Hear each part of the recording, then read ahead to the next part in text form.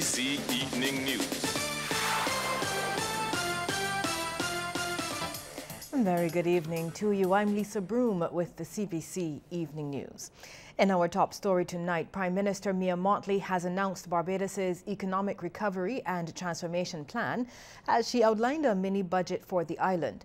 Ms. Mottley says the content of the budget comprises suggestions from close to 40 hours of talks with the Social Partnership and 3 days of discussions with the International Monetary Fund. Prime Minister Mottley explains the plan will be rolled out in 3 phases and will put the economy on the path to recovery while protecting the integrity of the dollar.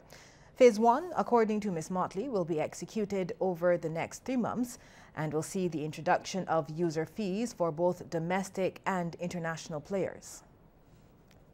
This is a $1.2 billion adjustment plan under a period of 3 years. A $1.2 billion plan to execute within the next 3 years. This is tougher, Mr. Speaker, than anything we have ever attempted as a nation before, but it is necessary due to our current circumstance. And I believe, sir, together, in here and out there, we can do this, Mr. Speaker. I believe so. Prime Minister Mottley says the aim over the life of the plan is to reduce the debt to more sustainable levels. We will follow a plan that will bring the debt to GDP ratio down from the close to 175% where it is now to below 115% at the end of the next 5 years. And if the people of Barbados are so good as to give us a continuing mandate, without being presumptuous, we will bring it to below 85% by the end of 10 years from today. Ms. Mottley adds that in the first phase of the plan, the Sanitation Service Authority, along with the 2 tourism entities, the Barbados Tourism Marketing Incorporated and Barbados Tourism Product Authority, will be removed from the consolidated fund, while the Queen Elizabeth Hospital will be partially removed. She says these entities now account for about $215 million of expenditure in a fiscal year, noting that the tourism entities in particular can help in the turnaround of the island's finances. We believe they have the maturity, the capacity, and the ability to lift this country out and to be able to help us build a new platform for the continued growth and propulsion of our tourism sector. Its allied entity is the Barbados Tourism Product, Inc. The government of Barbados now spends $96.3 million in this current fiscal year on these entities. By so removing them off of the consolidated fund, there will be a reduction in expenditure of $96.3 million. Prime Minister Mottley says the island's tax system will also receive some attention in the recovery plan. Phase 1, sir, also focuses on a review of our tax revenue to impose more effective taxes, increase compliance, broaden our base generally, as I said, between others now, domestic and others visiting our shores. This will better allow us to reduce the fiscal deficit in the first year of our plan, as I just promised. Phase 2, sir, months 3 to 12, will focus on expenditure reduction through a more thorough review and analysis of central government and state-owned enterprises, focusing on the more simpler ones, the merger of potentially affiliated entities such as Corporate Affairs and the Financial Services Commission. According to the Prime Minister, Phase 2 will also focus on growth, and a comprehensive plan will be outlined later. Phase 3, scheduled to begin a year from now, will also take into account changes to the international business sector and include a more critical look at the state-owned enterprises. Well, Prime Minister Motley has asked Barbadians to help shoulder some of the weight in the overall effort to turn around the Barbados economy. The Prime Minister says the new fiscal measures are intended to reduce the deficit by $183 million over the next 12 months, while also increasing the island's revenue. So here are some of the budget measures at a glance. The National Social Responsibility Levy will be repealed from July 1st. The Barbados Revenue Authority is to write off taxes considered unrecoverable from 1968 to 2000. There will be a 5% wage increase across the board effective April 1st this year to March 31st, 2019. The government will be abolishing undergraduate fees at the University of the West Indies from next semester, with a provision, though, that graduates give back a set number of hours upon completion. The road tax is to be abolished from July 1st and replaced by a fuel tax. This will be 40 cents per litre on petrol and diesel and 5 cents on kerosene. Now, $15 million will be allocated for the purchase of garbage trucks. There will be new income tax bands. The upper income tax band of 40% will be applied to people who make $75,000 per year or more. Corporation tax will be going up from 25% to 30%. And from October 1st, all online transactions will be subject to value-added tax. Old age pensions are being raised from $155 to $225. Now, regarding health, the opening hours of the Winston Scott and Randall Phillips polyclinics are being extended, that is, to 24 hours. $14.5 million is being allocated to pay off money to sugar farmers over a 3-year period. The Accident and Emergency Department will be upgraded. 3 temporary additional judges are to be appointed to help clear a backlog of 10,000 criminal cases.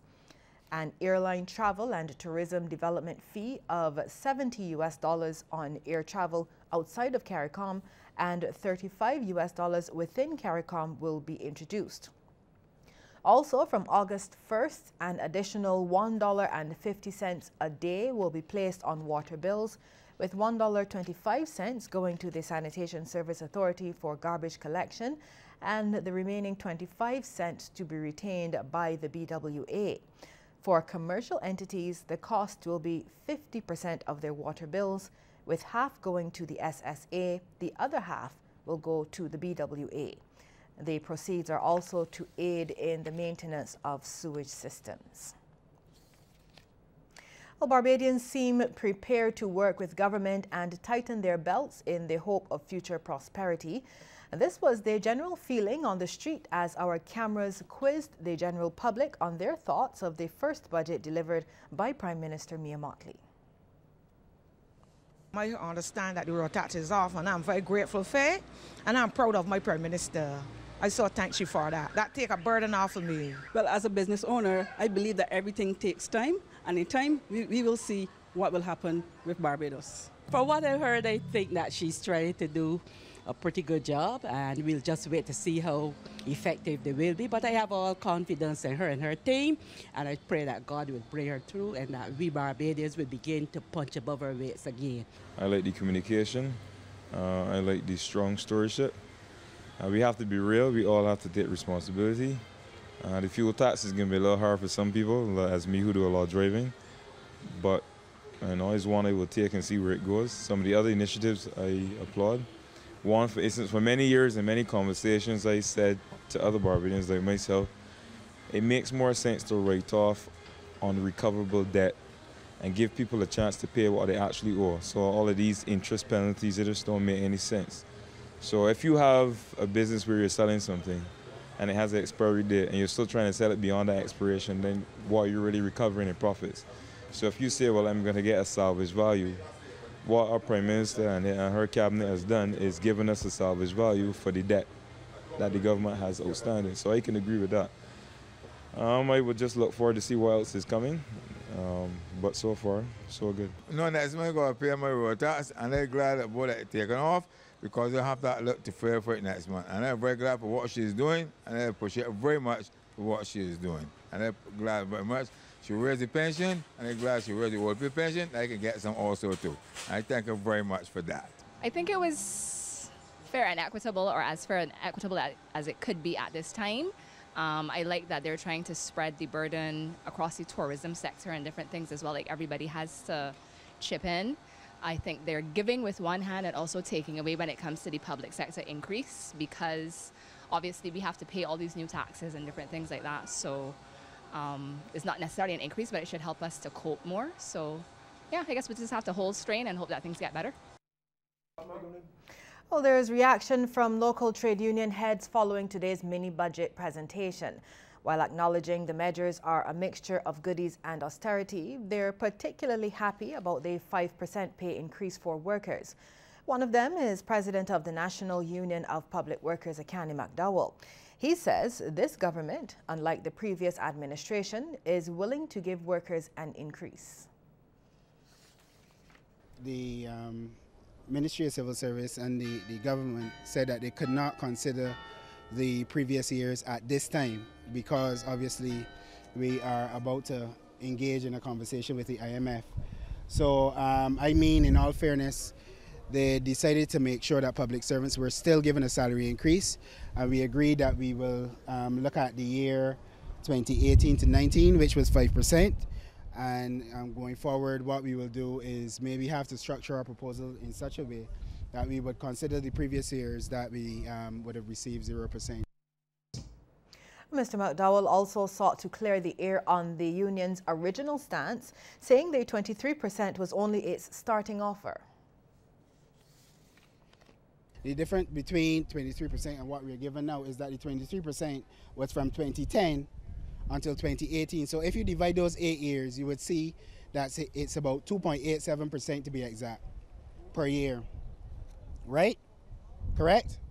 Right. So I think the Prime Minister must be commended for the way that she spoke about the public service. I have not really heard any minister speak about the public service in that way. And I think that public servants ought to be comfortable with the efforts of the new administration.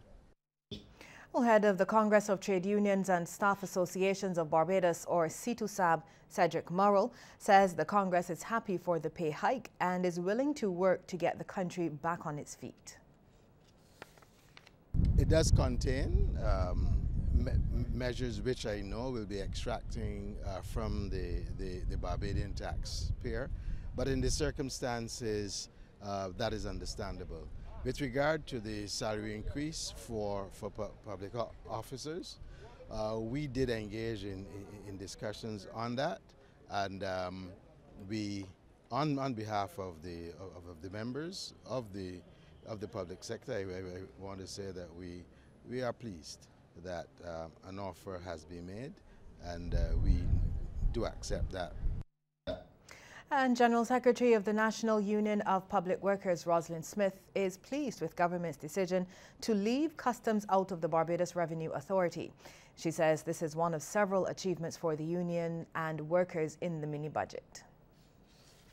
The customs will not be going into BRA, and we were able to have the fairly health services, the post of nurse practitioner, we're getting for the to serve the whole health services, QEHL and other sections.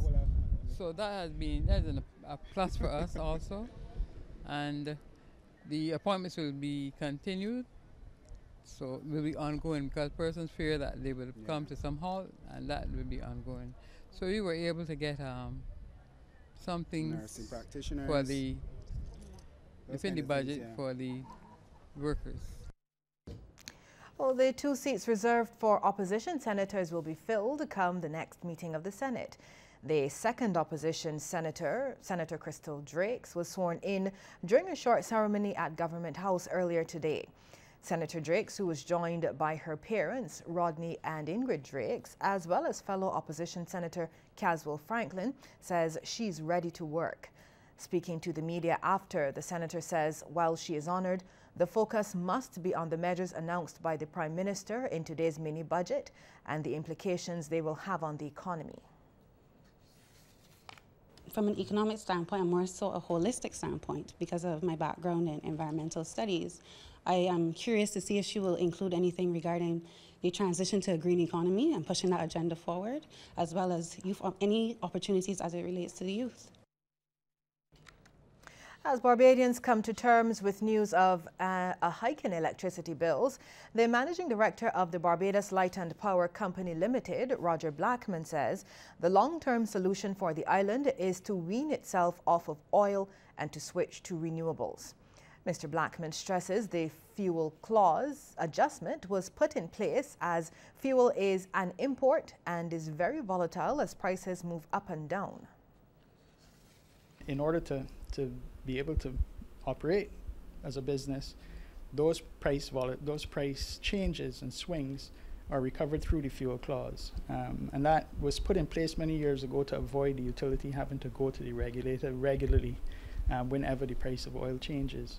So there are ways to manage that, however, and some of the ways in the short term would be things like fuel hedging and financial hedges, which is something that we've applied for in the past, and we were unsuccessful the last time. There were many reasons we were unsuccessful. We need to revisit those and try to address them. Mr. Blackman says the Light and Power's 100-100 vision ensures Barbados isn't subject to the volatilities. Through that vision, the BL&P is aiming for 100% renewable energy and 100% electrification by the year 2045.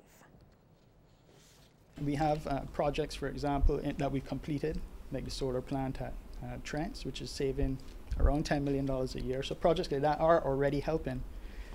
There are, of course, more projects on the way. We ourselves, we have about $200 million in projects in the town and planning, different phases within town and country planning. And those projects would save about $50 million a year. So it's more of those types of projects. There are also independent power producers and other competing interests that are looking to build renewables, and we welcome those as well.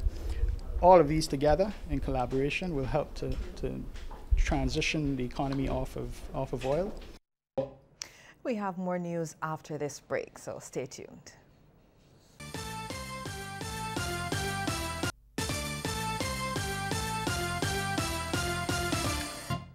Police have identified the body of a man discovered in St. John as that of 38-year-old Antonio Mapp of Sherborne No. 3, St. John. Police Public Relations Officer Acting Inspector Rodney Innes confirmed the body was discovered around 20 minutes to 9 this morning and just off the main road at Wakefield by a resident who was passing through the area. Family and friends, as well as residents of the neighboring community, converged on the scene as news spread of the discovery of the body. Cbc News understands the body was found lying face down.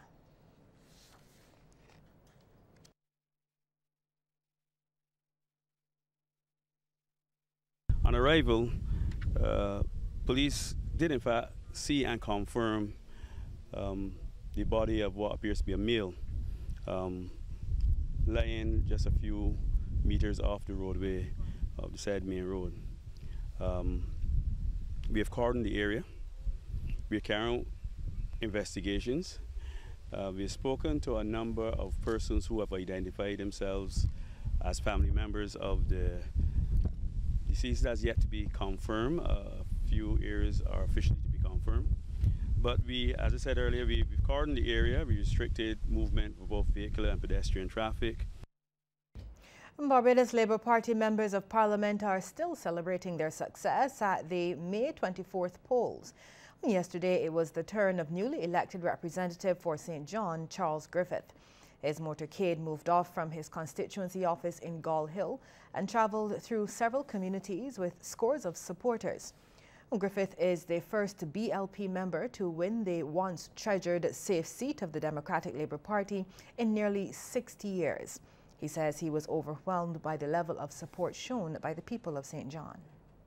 This is a celebration. This is not about me. It's never been about me. This is about the people of St. John. And the fact that so many would have turned out today wanting to be a part of the celebration process is an indication of what it will be like going forward.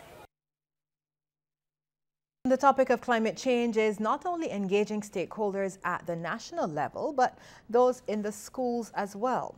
Class 4 students of the Hillaby Turners Hall Primary School recently got the opportunity to hold climate change talks with students from the Ketchum Elementary School in Washington, D.C. The initiative was organized by the Embassy of Barbados in the U.S. as part of its 2018 Embassy Adoption Program.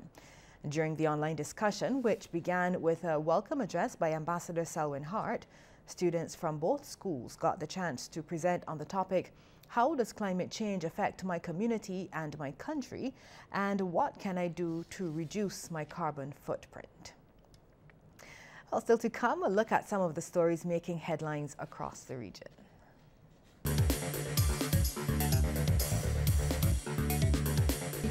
In the Bahamas, there has been no let-up of bloodshed after a father was gunned down during a robbery moments after arriving home.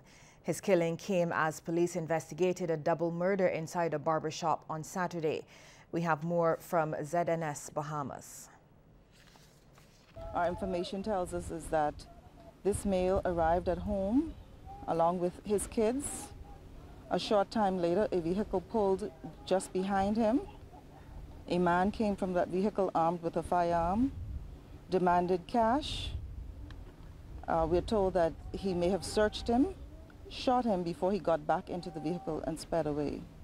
Police could only confirm that the suspect got away in a Japanese vehicle. The victim, however, died on the scene. It is unclear whether the incident unfolded before the deceased father's children, as they were with him when he arrived home. We are speaking to or trying to get as much information as possible that can lead us in the direction of solving this matter very quickly. So we are appealing to members of the public, those especially in this Hollywood subdivision who can give us any information, anything that can help us to identify those responsible for this incident tonight. Grief-stricken family members were also on the scene who could not contain their emotions. Some even called for criminals to be hanged.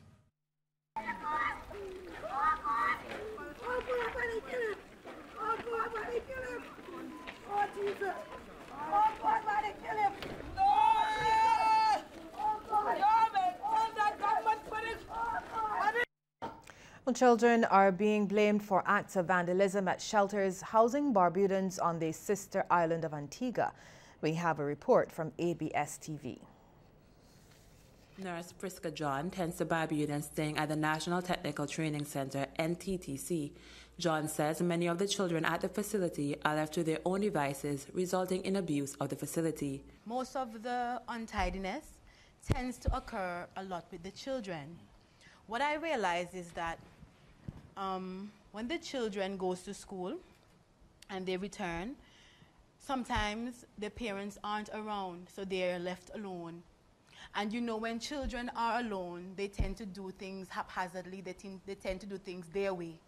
And you will come back and see the place very untidy. Clifton Walbrook, a Barbudan who is housed at the NTTC, also says children are primarily to be blamed. Most of the problems at the shelter is from the children.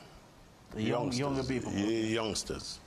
Boys ganging up together and things like that. You know, so that's where the problem is. However, John says there aren't sufficient facilities to house Barbudans on the sister isle. She references a conversation she says she had with a Barbudan highlighting the issue. If the residents from the hostel would go to the shelter at the basketball court in Barbuda where it is located, if everybody from there goes there, where am I going to go? There isn't enough space. On Barbuda. And I think that the government needs to be honest, the Barbuda Council needs to be honest to the people that there is not enough space to host everybody they want to go back to Barbuda. The numbers in the shelters, however, continue to decrease as more and more of the residents return home. They have been living in shelters in Antigua following the devastation caused to their island home by Irma last year. We'll give you a peek into the world of sports in just a moment, but before we get to that, here is a tip from Cooperators General Insurance. This tip of the day is brought to you by Cooperators General Insurance Company Limited. Insurance the way you want it to be. Asthmatics can be severely affected by smoke from the burning of leaves, garbage, and cane fires. Persons are urged to desist from this practice. This tip is brought to you in association with the Asthma Association of Barbados.